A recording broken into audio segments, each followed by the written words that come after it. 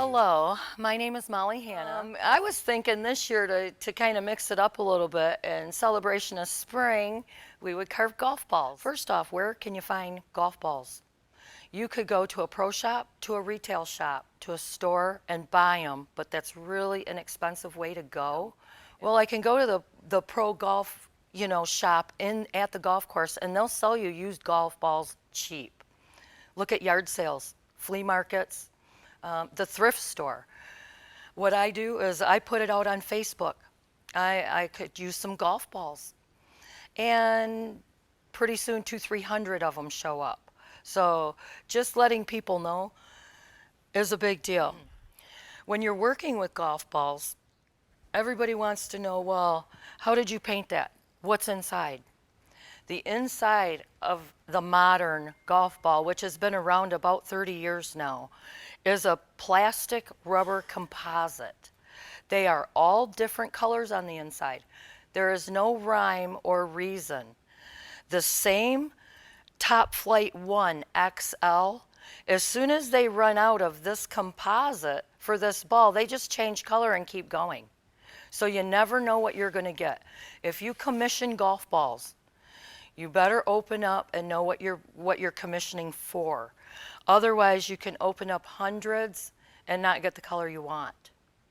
So that's important. So the inside of this ball is actually this little metallic color, and all I paint on there is the green. So this is a very easy. These musical notes. The inside of this ball is this blue, and I just paint the black. I like this, but like I said, you never know what you're going to get. This little man face. Now I opened him up, and he's a red, blue, speckly, I had not a clue what to carve in this. So I tried this new face out, and he actually turned out kind of cute. Now, one thing about carving golf balls, it's not wood. It has no grain. So that makes it nice. As long as you have sharp tools, you're good to go. You don't have to use a lot of muscle. If you start muscling that material, it'll break through, and you'll do things like this. Through your gloves. And it's easy to do. That's something you always want to make sure you have protection, because balls are not like wood. They get slippery, they move around. I have carved balls in vices. They just didn't work out well for me. I don't know a lot of people that actually use them. Okay, what can you carve out of a golf ball? If you can have an imagination and think in your mind's eye, it can be carved in a golf ball. I carve names, use a little power. You can have a beautiful flower, and this is minimal time. This is very, very minimal. A face, peace signs, faces. Basically anything. Logos. I do a lot. When I'm able to find a black ball on the inside, I do a lot of Harley logos. If you can find a niche that people like with these balls, you can make a good amount of money off them. The next thing we got to talk about is how to actually do it. Is this little piece of PVC. This has a bevel on the inside. So when I take this ball and I do this, that's half the ball. Well, right there is half the work in finding a center line to cut on this ball. So what I do, I just hold it in like this. I take a marker that's wet erase, you can just wipe off. I mark around the outside. Now I could set it right in my vise just like that and cut it. The only problem is, what side of the line you cutting on? What are you doing? You can really see a variance on these balls if you make just a little bit of a waver. So what I do is I cut, I make the line and I take a piece of tape. It doesn't matter what kind of tape. And because I even though I have bifocals, I have an issue still seeing little things. So I use this tape, and that gives me a direct line. and I cut it. Just put it right in a clamp. You don't ever want to ever try to cut these balls in your hand, the outside. You will definitely get hurt. I go back to my trusty old Dremel. I think when you buy a Dremel, one of these wheels comes with it in a standard kit. This is the easiest way to do it, I feel. I just hold it just like this and go very lightly over and over, turn the ball. You can see when it breaks through. Once you're broke all the way around, if you're not quite sure, take a great big old roughing knife and just break that seal. Once your seal is broken, you have to break the outer shell off. You have to choose which side of the ball do I want to take off. This particular ball, it has the breast cancer logo on it. I think it's just really neat. I opened it up and it's that beautiful color. I wanted this, if I hang this on a key ring, I want everyone to see that breast cancer logo. So that's how I know I'm going to take this one off. Even if I carve something and I mount it, you're still going to see that logo because that's an important part of the outside of this plain ball. So I've cut the ball all the way around. Now this is not going to want to come apart. I start with a very small screwdriver and you push it in there and be careful not to get yourself, and you just start breaking the seal and you can hear it pop. You just work around breaking the seal. Then I move to a bigger screwdriver. You're able to get it in more, but if you start doing this trick, using it as a lever, doing this, it will damage the inside of the ball. So that's just a trick. Normally what I do, I would stick it in like this and just give it a little twist. And you'll hear it pop. And then it'll come right off. Once you take this outside core off, carve it. If you're not going to carve it, you put it back together and you tape it. The reason being, once air comes in contact with this rubber plastic composite, it starts becoming brittle. The longer it's exposed to the open air, the more brittle it'll get. I would not be able to carve something like this in a brittle ball. It will just keep breaking and breaking. So that's something to keep in mind. When you see balls here that are pre-cut, I reseal them and I mark them. That's what color's inside. That's the best way that you're going to know, what you're dealing with. And like I said, there's no rhyme or reason to color. When you take all these shells off, and okay, these are all key rings. I tend to keep everything. Nothing is really scrap. Everything is usable at some point in time. So I have kept all these.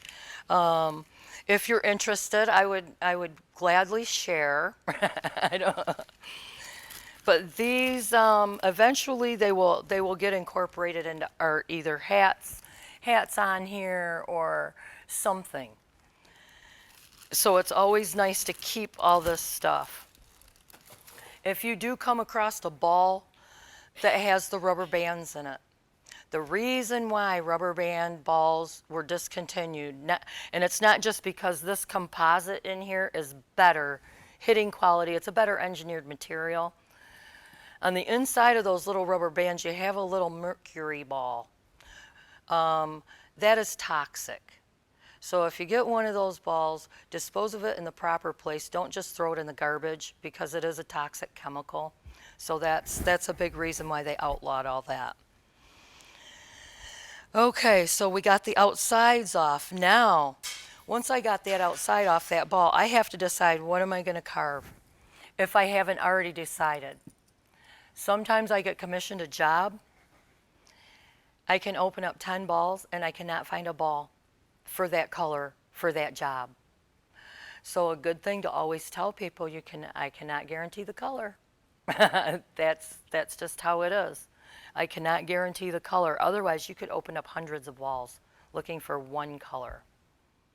The first thing I start doing when I have that ball is just like on this one. We figured out what side of the shell we wanted to remove off that ball. So we took the shell off. Now before I can do anything and carve, I want to make sure, say if this is a keychain or anything, you want to make sure what side is up. I can't count how many balls I've taken, start carving, do this, look at it, and the logo's sideways on the piece. So that's an important thing. You always want to make sure that you're keeping your ball centered both ways. So it's nice just to, and use your pencil. You can always erase it. It's not a big deal.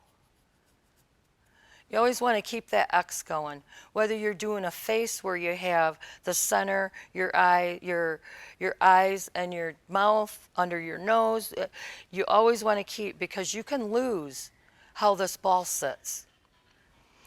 If you're ever in question and you can't keep that top, I have went as far as right now, I'll take my drill with a drill bit, I'll mark it, and I'll make that hole and put in my eye screw right away so that I remember that is the top of the ball. So we already know we want protective hand gear. So I always have a glove. I'll wear my thumb thing sometimes. You always want to make sure that your tools are sharp. The sharper the tool, the easier it is. This stuff cuts like butter. For me, myself, I use a Floyd Radigan knife. It's a detail knife. This is the only knife I use because this is very soft material. Let's see. I use palm tools. A few flat, a gouge, and a few micro tools. These are the ones if you're going to do faces, you have eyes coming in there, teeth, stuff like that. Almost any intermediate to advanced carver has a basic, this is the basic set of tools. This is just basic. So anybody even just starting can do this kind of stuff. So those are the tools I use. When I'm cutting this, you cut into a golf ball, you cannot see your cut line most of the time. So say I just make a nice little cut. So everybody see, and that's pretty deep. That's about that deep. That's pretty deep. You can't even see where I cut it. If you're good with a knife, keep going with your knife. What I like to do is I like to use these flat things, and I will find that line, just like that. I just push it in until it hits it, and it comes right out, and there's that line. So that basically is how I do most of this. You just cut a little bit and start taking it off.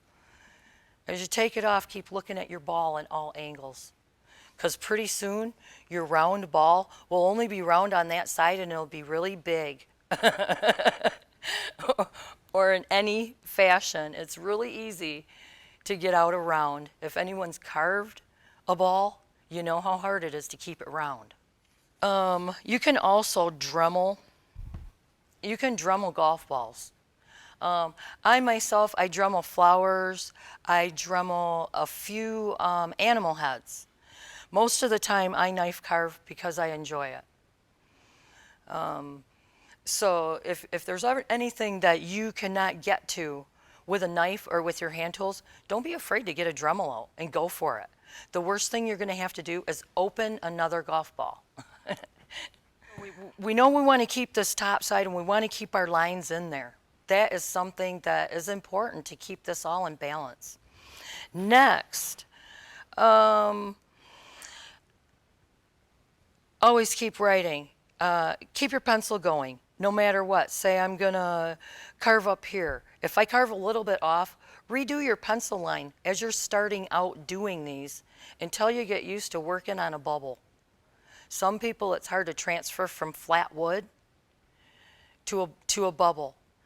Even some character carvers has had a problem with this, even though they carve in the round. and I'm not sure why. And I think it's just maybe trying to keep that round, that circular going. So we've talked about all those tools. Now, when you start carving something like this, this is something I just come up with. This is just a fish. It sits, all it does is go like that. It's not a big deal. The kid likes it, but I couldn't get the top right here flat. It still looks like it has marks in it. Trusty old sandpaper works just great on golf balls. So don't be afraid to use sandpaper. You start, say, 60, 80 grit, work up to 120, and you're good to go. Once you get, your object carved, you got your sanding done, you're looking at it, and you feel now you're ready to paint. This is really important. Take the ball, just regular dish soap and a toothbrush, and scrub it. Because believe it or not, this composite, if you look under it in a microscope, it is porous. So it will keep some of that sandpaper stuff. It's similar to wood in that fashion, but when you paint, the paint will come off, is what I've found. So just scrub it real good, and paint should stick great. I use just regular acrylic paint that we use for wood. When I am doing a wood project and I'm painting, I dilute this, sometimes 30, 32 to 1. With this stuff, I don't dilute it at all unless I'm doing maybe a whitewash effect, an antiquing effect. Otherwise, it doesn't matter. It's not soaking into the material, so you don't dilute it. It's harder to see when it's really thin. I've went as far as to put glow-in-the-dark paint on my peace signs, and it does look cool. But I had to put layer upon layer upon layer to get it to work, because that is a very thin paint. So sometimes when you keep your older paints and you're about ready to throw them out because they're so old and ocky, it doesn't take much to make it smooth and paint a golf ball. I just go and I usually buy at Michael's or any of, Menards. They usually have just the artist pack. It has 5 to 7 brushes in it. It's maybe $5, $6, $7. And that has every size brush you could need. Now when it comes to like doing eyes, there's a little speck of white in their eye, and that's how you start making it look more three-dimensional. I use a toothpick for that. I don't even mess with brushes. Handy toothpicks. I recommend everyone have toothpicks in everywhere. If you got a box, toothpicks. If I have a spot on this that won't come clean, I can toothpick that little spot out and it'll be clean. These are very, very handy. Okay. So now we've got it all painted. We got a nice little face going on. We've got that eye screw in there, and we got the face on, and it's all painted. So now I'm thinking, man, now I got to put finish on it. I have tried many, many finishes on these things because I carry them on my key ring, and they will get beat up. The most that's happened is they lose their color. So I thought, maybe I better try that. Double thick Krylon stuff, garbage. That just doesn't work. It's too thick. It does not work on these well. It looks like their face is sitting in a glass puddle like. This is the best stuff I found. Just the Krylon clear. Put it on very, very thin. If I went out and bought balls and I want to protect this outside from any of that getting on it, I just take my tape and I just retape the ball right on the edge all the way around. If you do that, make a thing like this.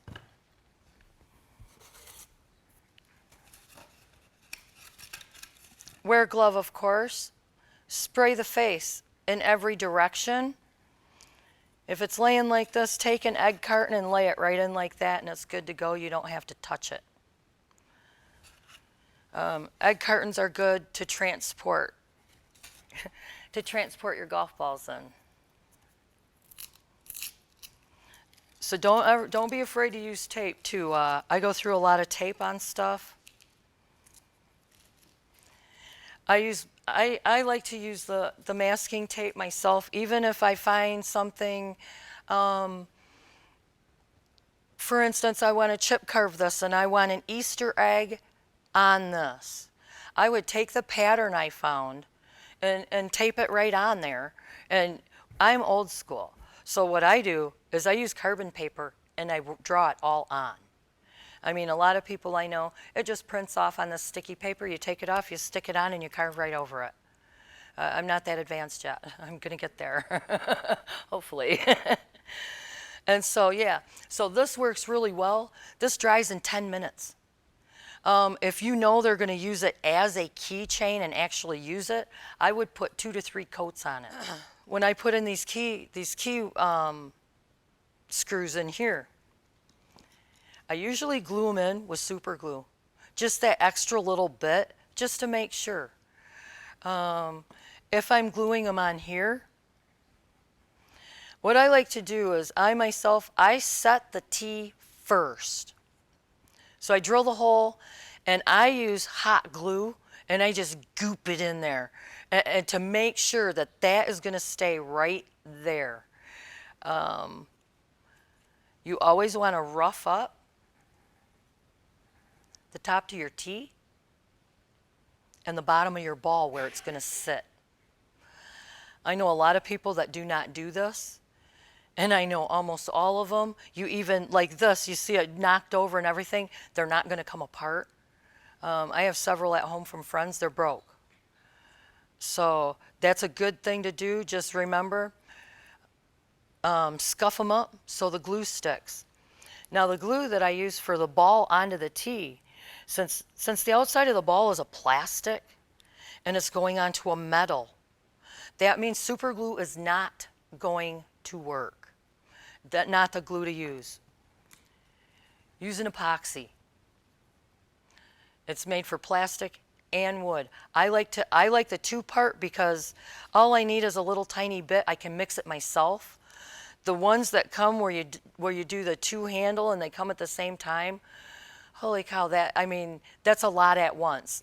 So if you can get this like this, you can control how much you're mixing. If you want it to harden faster, you add more hardener. Nothing says, it doesn't have a plunger on it.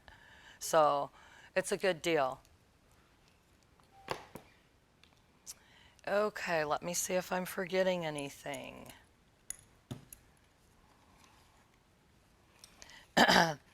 Okay, and like I say, you can make these into keychains. And you can stand them like this. You can get a piece of wood, which I've done, and you put this on a little finished base. You can take the tee and put it right inside a piece of driftwood. If you guys like to, once we used to smack balls into the lake, into Fremont Lake, So to me, having a piece of driftwood with shells and then a ball on it, I think that's neat. You can make them where a tee goes right through their head. All you do is you cut the tee in half and you glue it on each side. So it would look like he's, a T-brain. Another thing I'm sure you've all seen is when they take them and they either put a head on top of here and it's on a base. They'll put it here, or they'll sit a face like this. I think these look neat. One thing that I would caution you on, most of these drivers have bottoms. You have to pre-drill a hole to glue it to your base, because I've seen those break, and as soon as it falls, then the face falls off the thing. So always make sure you screw it down. You can cut that right off and do whatever you like. With this particular one, I got it for $1 at a yard sale. I will take it apart, clean it up, make it look brand new. I would like to put a little flag. So it looks like, you know, they're out on the golf course. And then I'll put a face on there, and mount it. And like I say, stuff like this is minimal amount of money investment. This particular, I've made one similar to this in the past, and I sold it for $180. That is unbelievable to me, because I enjoy doing this. I'm like, yay, look what I did today. I get to play with the golf balls, and I'm all happy. But people don't realize this is my living, and yeah, but it sells for that too. So when you glue these onto here, this is plastic onto wood. Sand it, epoxy it. It won't come off there. There's nothing worse than, you know, giving a gift to someone and having it fall apart on them. And so you can keep your eyes open at, you know, yard sales, thrift stores, anywhere. You know, that one I picked up quarter yard sale. Like, oh, that's, you know, I'll give it a shot and see what I can do. Luckily, the one I picked up after it was in way better condition, so that one got used. Okay, so I guess, let me see. Oh, another important thing.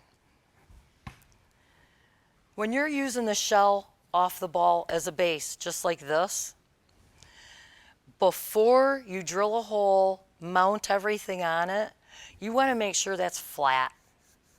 Because no matter how much you can cut on a jig, sometimes they're not flat. Just tape a piece of sandpaper on the table, and you do it in a crazy 8. Do it 6 times, do the opposite, crazy 8. When you're done, that will be totally flat. If it's not, keep doing your crazy 8s, and then do the opposite. Because of body mechanics and motion, and the way the 8s work, it automatically makes this flat. So that is something that is important, to make sure they're flat before you mount them.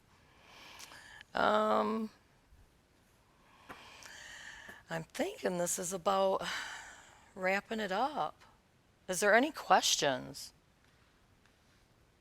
What are you going to make out of that golf club? You know, I'm not sure yet. I'm just not sure.